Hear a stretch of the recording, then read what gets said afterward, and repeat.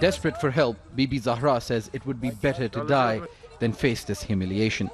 She's been trying to find shelter for nearly 2 months after her husband was killed in Kunduz. A similar story from northern and central Afghanistan repeated across the Sarai Shamali camp in Kabul. Many parks and open areas in the Afghan capital are now camps for displaced people. Jamal's daughter has been missing for 6 days. He breaks down, explaining he's looked for her in police stations, hospitals and morgues. People here surround us every step of the way. They're hoping someone has solutions. Even after the fighting is over, this woman has arrived yesterday from northeastern Kapisa. She wants a tent, a spot for shelter. This water is for sanitation only, but drinking water is expensive.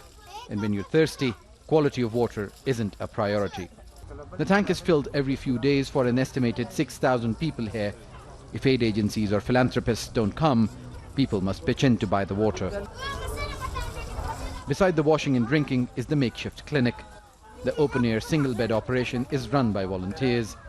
In the last 2 months, they've treated cases ranging from pneumonia and diarrhea to mental health issues. Out of 46 pregnancies at the camp, they say 26 were miscarriages. MAZIDA decided not to leave Afghanistan when thousands of professionals fled after the Taliban takeover. If the international community and the World Health Organization is listening to you right now, what will you ask them? We don't have enough medicine, we don't have enough space. We lack food and drinking water.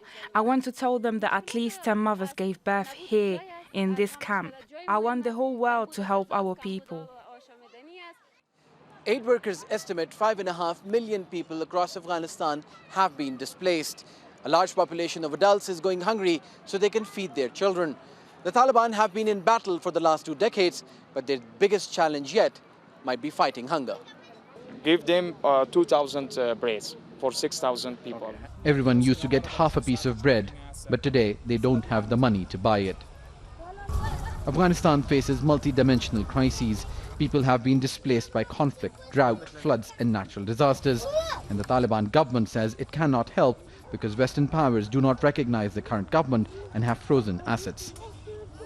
In the meantime, aid agencies say they're ready to work with the new administration.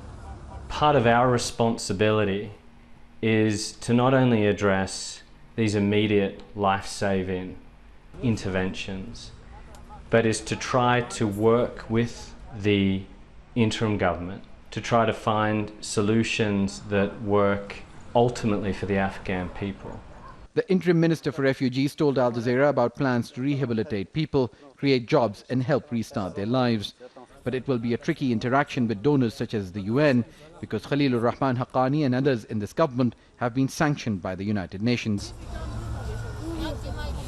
Without that help, people here fear their problems will multiply, especially as winter approaches.